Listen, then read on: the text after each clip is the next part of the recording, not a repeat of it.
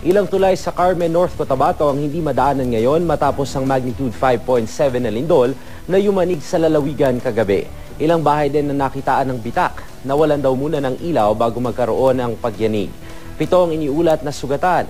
Nagdulot din ng landslide ang lindol at pagkasira ng maraming bahay.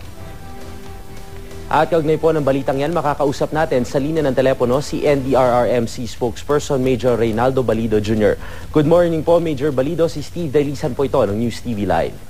Good morning, Steve, at good morning sa ating mga televiewers. Kamusta na po yung sitwasyon dyan sa North Cotabato ngayon? Actually po, wala ako sa North Cotabato ngayon. Yung ating Regional Director ng Office of Civil Defense Region 12, siya po yung nandyan ngayon sa area. At may mga lugar pa rin po nga tayong tinitingnan, may mga damages at may mga pag-landslide, may mga nasirang mga tulay.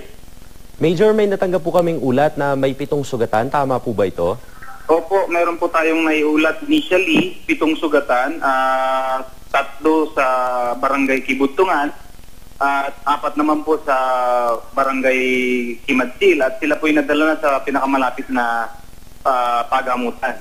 Paano po ba yung nangyari sa kanila, Major?